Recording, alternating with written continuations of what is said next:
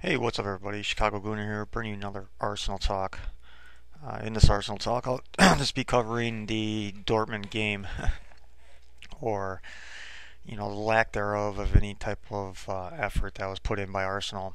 Um, one word that can just describe the entire game from start to finish was just it was embarrassing. There's no other way to really put it other than it was embarrassing from start to finish.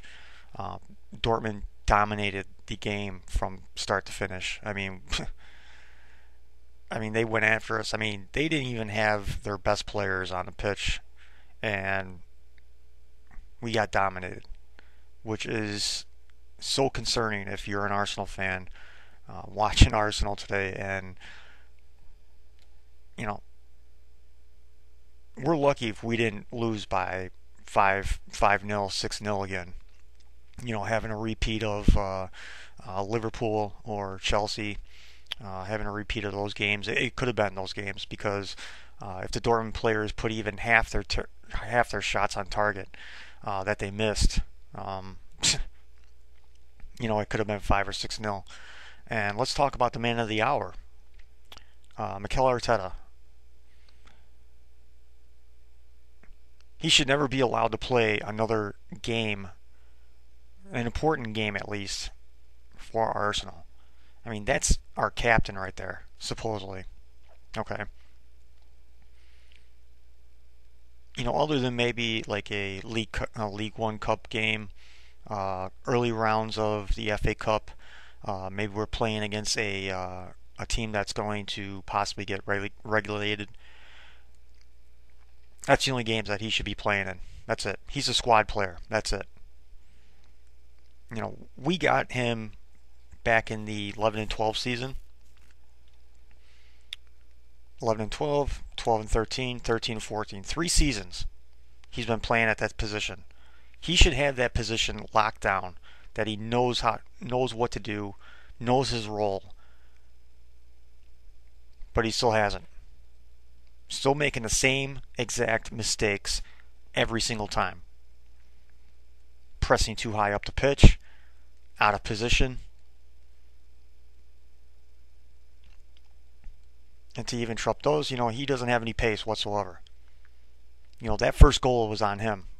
But even that second goal was even on him as well. Especially that first goal. If we had a real DM, he has zero awareness whatsoever about what's going on in the game at that position.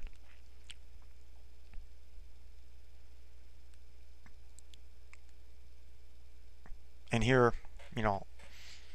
as Arsenal fans, we have to sit here and take it because that's all we have. Arteta and Flamini, that's it. That's who we're going to have for the entire fucking season.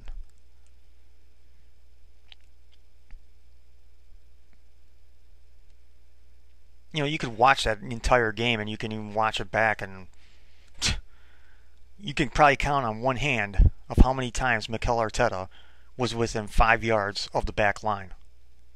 Within 5 yards of Koscielny and Mertesacker. He doesn't know how to play the position. After 3 years of playing this position, he still doesn't know how to play it. He still doesn't know his role. For whatever reason, he keeps pushing up forward.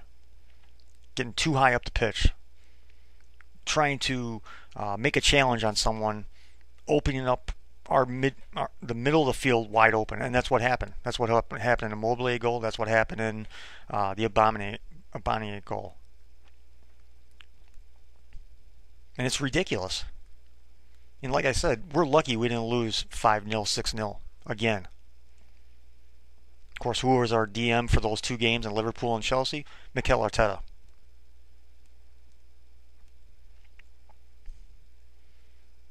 It makes me sick that we're going to have to sit here, just like I said, back when Arteta was named club captain. We're not going to get a real DM in this window. And how he became the fucking captain in the first place is beyond me, because it should have went to Mertesacker. If you want to make Arteta the vice captain, sure, fine, that's okay. There's no reason why that guy should even wear the armband. Period. Because as a teammate, how can you take him seriously? When he's yelling at you, trying to get you in position and organize and everything like that. When he's not even organized. When he's not even in position.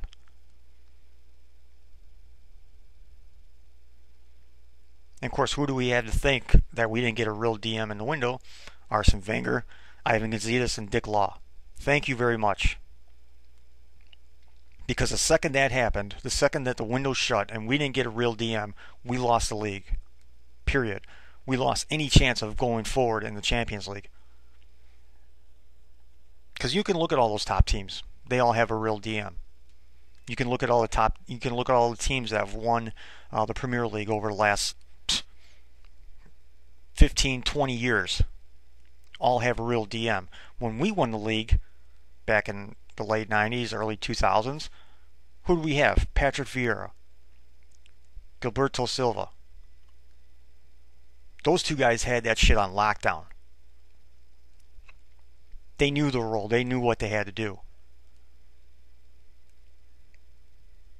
They didn't go wandering up the pitch like Arteta does. Arteta's in a different world. I don't know what the fuck he's playing. I don't know what team he's playing for, but he's definitely not playing for Arsenal. Because if that's our fucking captain, good luck for the rest of the season, because we're in deep shit. Because that's all the top teams are going to do to us now. You know, we got away with it up until that Man City game last year, and then Man City pretty much gave everybody else the blueprint of how to beat us. And when we went up against those top teams, against Liverpool, Chelsea, even Everton, later in the season, what they do? They attacked us right in the middle. Because they know that Mikel Arteta is incompetent. He can't play the position. He leaves that middle of the pitch so wide open, anybody can run through it. Aubameyang, I mean, he owned that game. He was all over the place. His pace, no one could touch it. You know, I'm sitting here doing this, and I'm still shocked that it was only 2-0. Because we should have easily lost 4, 5, 6-0. Easily. If they got their shots on target. But luckily they didn't. And luckily Szczesny was able to pull off a few really good saves.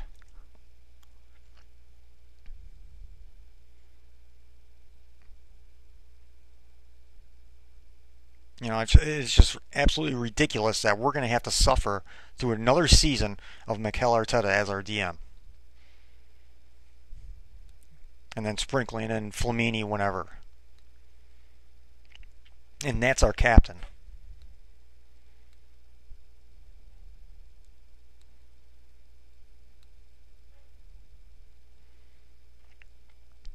The other thing that kind of makes me sick is, we didn't bother, buying Cesc Fabregas back.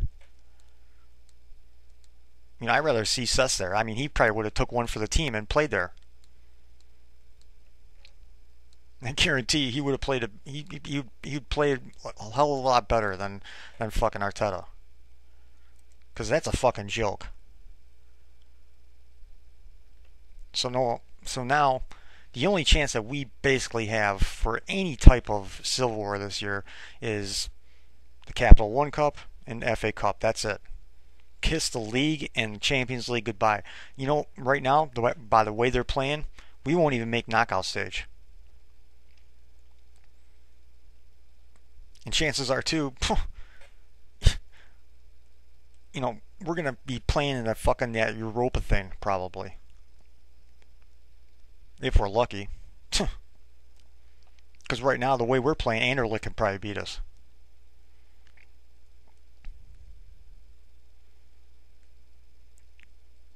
Because, Wenger and his tactics are they're all wrong. I'm like a broken record here. Every single episode. Been saying the same things over and over again. I know you guys are probably sick of it. I know I'm sick of talking about it. We're just regular fans. I'm looking at my Twitter feed, my timeline during that game. Even during the Man City game, and everybody else is saying the same goddamn thing too.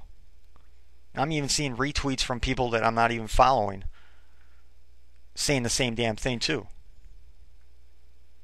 But yet Arsene Wenger, stubborn old man. He doesn't want to switch anything. When we went down 2-0, I remember back in the day when I first started watching Arsenal. When we'd be down early on in the second half, 2-0.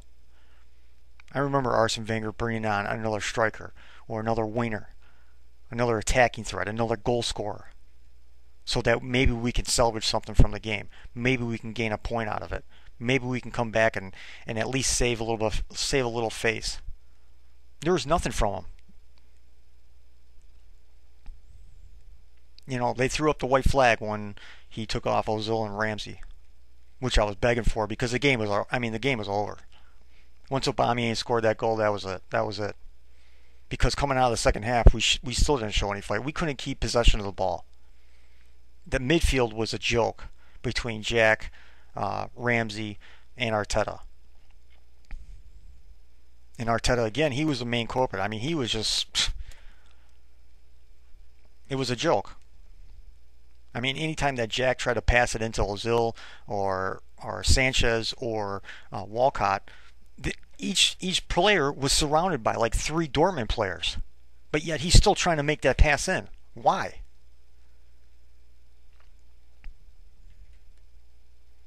I know Dortmund, they play a very high pressure defense. They play much like they mirror kind of what Barcelona plays, where they have that like really high intense pressure, trying to get the ball back as soon as possible. But at the same time, what do we have? We have a bunch of numbskulls running around on the pitch, because that's what it looked like, to be honest with you. I mean, it was a fucking joke.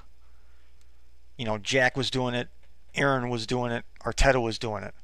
We were trying to do over-the-top balls. That was the only thing that we were really trying to do. That was really taking any effect. But anytime they tried to pass it into Sanchez, Ozil, or Walcott, I keep calling him Walcott, Danny Welbeck, they were surrounded by like 3 players. And then on top of that, Jack, Aaron, and Arteta, they were all getting in each other's way. There was no space whatsoever. When you want to beat a high pressure defense like that, you need space. And there just wasn't any in the midfield. Because plus you add in, the fullbacks of Gibbs and Bellerin pushing forward. There was just no space for us to work at all. And those passes in from Jack and from Aaron and from Arteta, I mean, you could even see it on the TV screen. It's like, how come they can't see it on the pitch? They're already getting surrounded by 3 guys, by 3 Dortmund players, but yet they still try to make that pass. When there's no one else making runs either. And again, it's because of the fucking formation. And this is another thing that's just pissing the living shit out of me. Because of this formation, we're neutralizing 2 of our best players. No particular order, but our best players are Ozil, Sanchez, and Ramsey. In that formation, Arsene Wenger is neutralizing 2 of our best players. Sanchez is fine because he's used to playing on the wing, and that's what he does. But he's neutralizing one of the best number 10s in the world and playing him on the wing. You're neutralizing Aaron Ramsey because he doesn't have the pockets of space anymore to run into. Because either Jack or even Arteta was taking him away from him. And now Aaron Ramsey's getting all this stick too on top of that.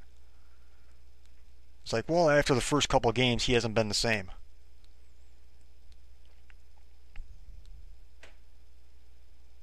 It's because of this formation. And there is a picture of Arsene Wenger after, it was right at the end of the game. When you're like frustrated and you're just, you make a mistake and you're just kind of like, you put your hands in your face and you kind of run your hands through your head and you're like, oh my God, how do I fix this? That was, Arsene Wenger right at the end of the game, basically. They showed a shot of him standing on the touchline, hands in his face, running his hands through his hair, trying to think, how do I fix this?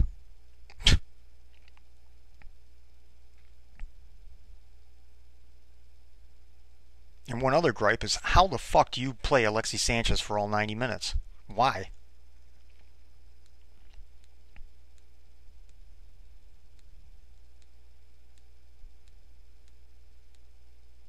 And again, in the start of the game, you have three wingers sitting on the bench: Joel Campbell, Oxley Chamberlain, and Lucas Podolski, just sitting there watching the game. I don't get it. Why do you want to neutralize two of your best players?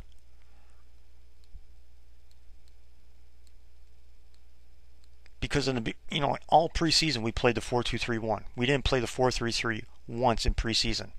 Then all of a sudden we do. What is it, to make certain players happy so they get on the pitch? Fuck them. Make them work. Make those players work in practice, in training. That they deserve to be on the pitch. That they deserve to start a game. Don't do it just to appease someone. Make them work. Make them earn their paycheck. Make them earn their spot in the starting 11. Because if you even take all these games, I mean, maybe Sanchez and Jack, and that's about it, that actually deserve to be on the pitch right now.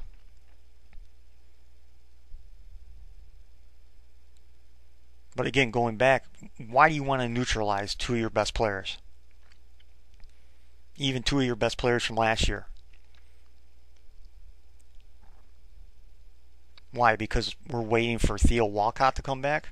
Why is he the end-all be-all? Because he shouldn't be. We don't have the same problems that we did last year. We had more problems last year than we do this year.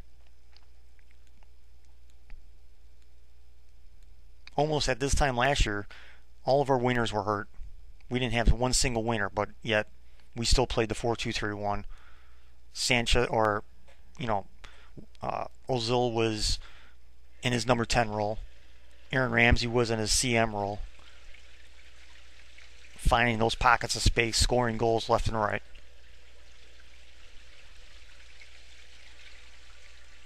But yet we run away from that. We run away from our strongest formation, and we're neutralizing two of our best players.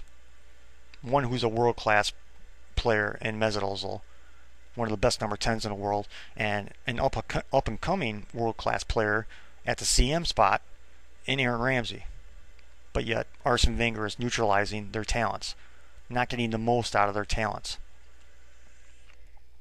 Because that's been Arsene Wenger's thing throughout his whole time at Arsenal, especially over the last 5 years, where we maybe don't have the talent level as some of the other maybe top 4 teams, but he gets the most out of his players. He sets them up to succeed. He's not setting them up to succeed right now.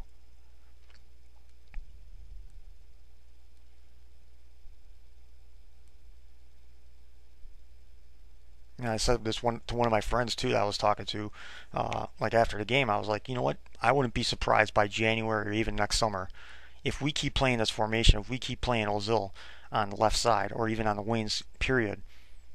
I wouldn't be surprised if he just hands in his transfer request at some point, saying, you know what? Screw it. I want to go somewhere where I'm going to play that number 10, that playmaking role, because I wasn't brought here to play on the wings.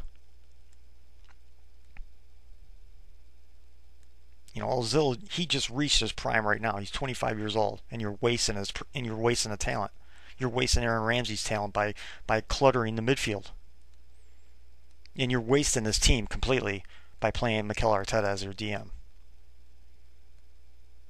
And January will come, and we'll say that we're looking for people. We're looking for that player, but we won't sign anybody, because that's how Arsenal does it.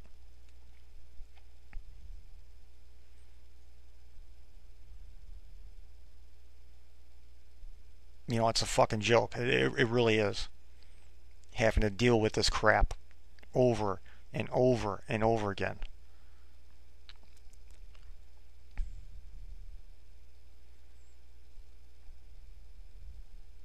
Because if I'm a player, I'd just be like scratching my head, like, what the fuck's going on?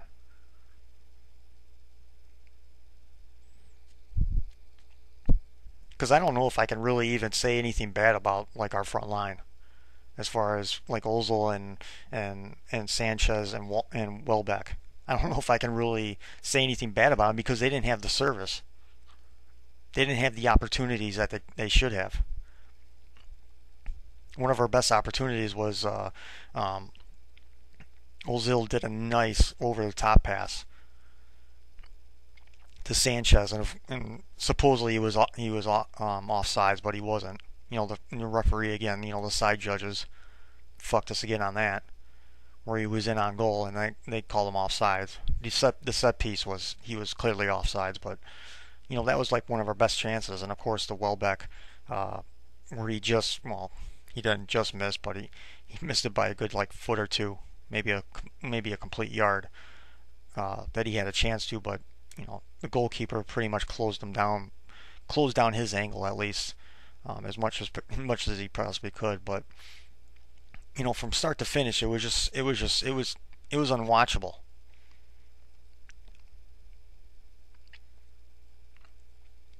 It just got to the point where I was like, you know what, I'm done. I can't watch this anymore. I can't tweet anymore. It's just the blood was boiling. The blood was boiling by about the like the 65th minute or so. And then we have to fly home and play Aston Villa at their place, and they're playing as good as anybody right now in the BPL. They're second in the table right now. We're looking up. They're second in the table. We're seventh in the table.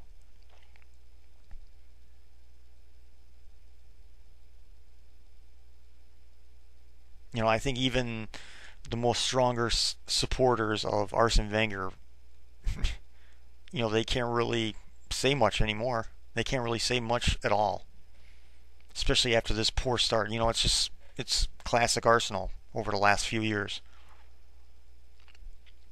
Starting off slow, and then it continues on until Christmas, and then all of a sudden we wake up after New Year's, and oh, we're playing a season. Oh, okay, then we'll start playing, and we'll scrape into that top four.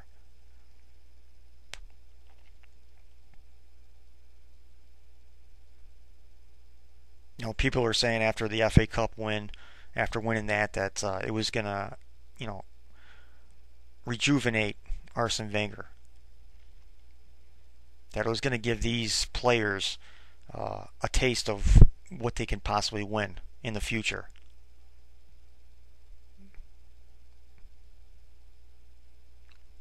Because not only the manager looks like shit, but the players look like shit too. I have to give like Bellerin a pass because I feel sorry for that kid. His first start basically is in the Champions League against Dortmund at Dortmund.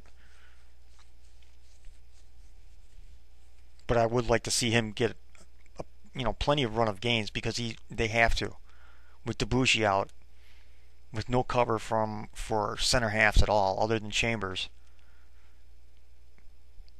We just we're gonna have to run him into the ground pretty much, Bellerin, going forward until Debussy gets back, because we just don't have enough cover. We don't have enough bodies back there. And like I said, we'll get to January and they'll make up some BS that it's difficult to sign anybody in January. Well, you can look at some of the past January windows, and you could see some big names moving. Because money talks, no matter what, no matter if it's the January window or if it's the summer window. You throw enough money out there, teams are going to sell, especially if they're out of the Champions League, especially if they're only like mid-table or something in their league. And I really, it just boggles my mind that in all that time in the transfer window, right now I would take a middle of the road DM from a middle of the road club right now, DM, because anybody right now is better than fucking Arteta.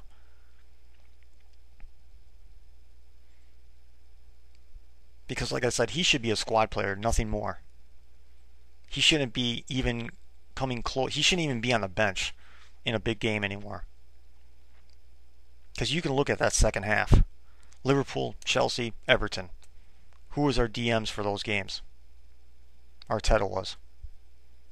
And he leaves the middle of the pitch wide the fuck open. And good luck, October 5th when that comes, Chelsea's going to go and dry on us. And Jose Mourinho, he doesn't, maybe he doesn't like, maybe saying he doesn't like Arsenal is maybe like over exaggerating. But I know him and Arsene Wenger. I know he doesn't like him at all. So he's gonna just say fuck it. I'm gonna go and dry. I really don't give a shit. If we put 7 or 8 on him, so be it. Because that's exactly what's gonna fucking happen.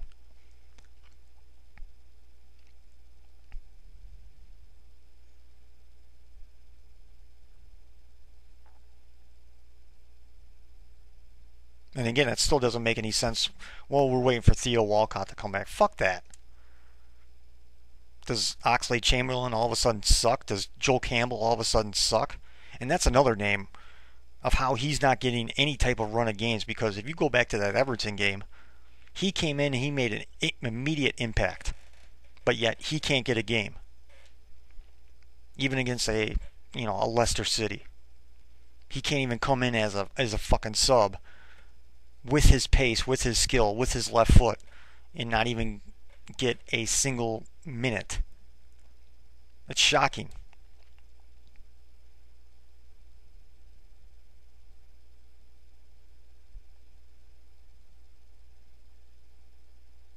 I mean, I just, again, it's like a broken record, and I'm going to be saying the same bullshit after this weekend again. Because the way we're playing right now, we can't beat Aston Villa. We probably can't even draw against them probably right now.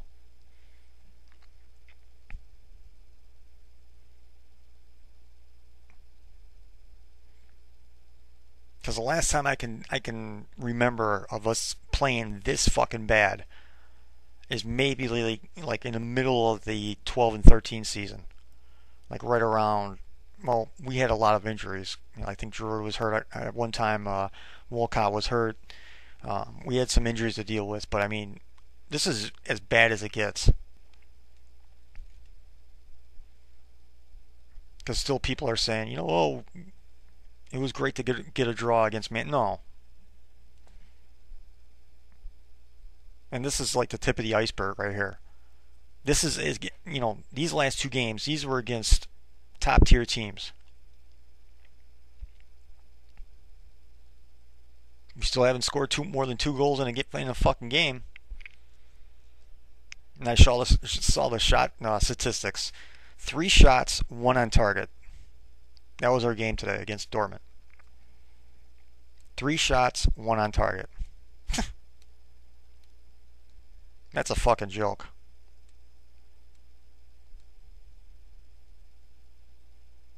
If you looked at that stat, you'd be like, oh, I guess we played. I guess we parked the bus. We didn't park the bus. We were trying to gain possession back. We were trying to make something happen. We just couldn't, because that midfield was just a clusterfuck with Ramsey and Jack and Arteta. And you can make some arguments that Sanchez wasn't helping enough, or Ozil definitely wasn't helping enough.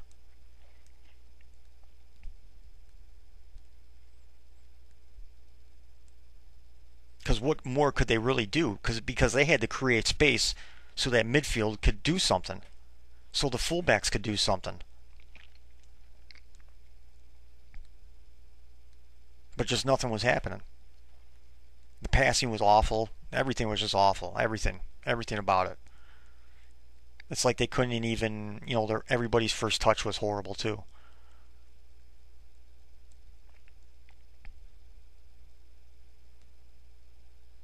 It's like where do you go from here? Because we're at the bottom of the barrel now. This is it.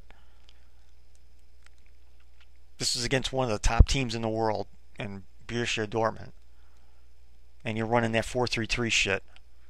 If this doesn't show you that this doesn't fucking work, if I see a 4-3-3 against Aston Villa, I might just say, fuck it, I'm turning off my TV, I'm going back to bed.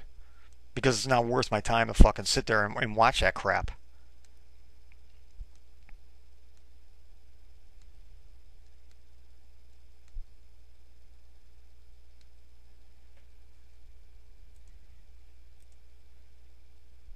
And it's just like, what else is there to say?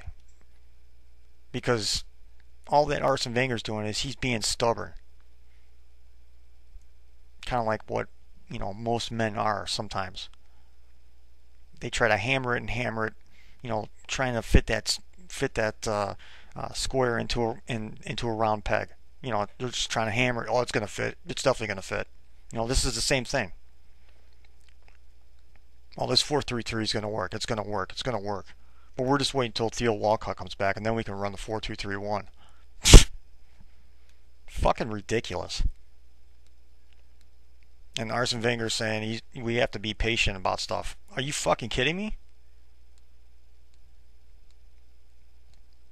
Maybe playing devil's advocate here. Maybe players are still, hungover from the World Cup. Okay. Maybe they're still in like preseason mode or something. Yeah, I don't believe that shit for a second because we're already in, a month into the season.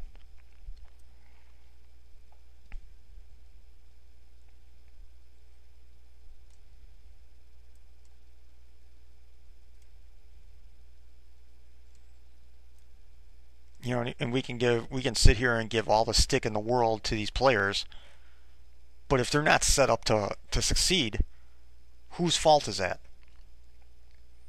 It's on the manager and the staff. And who the fuck is sitting on the bench not speaking up and saying, look, Arsene, this shit ain't working?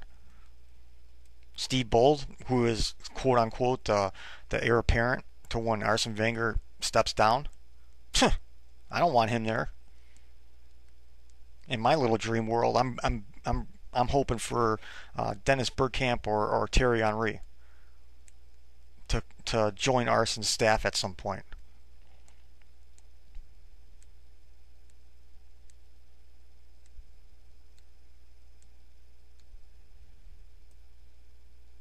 But it's shocking that he has a staff and they're not speaking up, saying look, this shit ain't working. Maybe they are. Who knows? And maybe Arsenal is just too fucking stubborn to say no, this is gonna work eventually.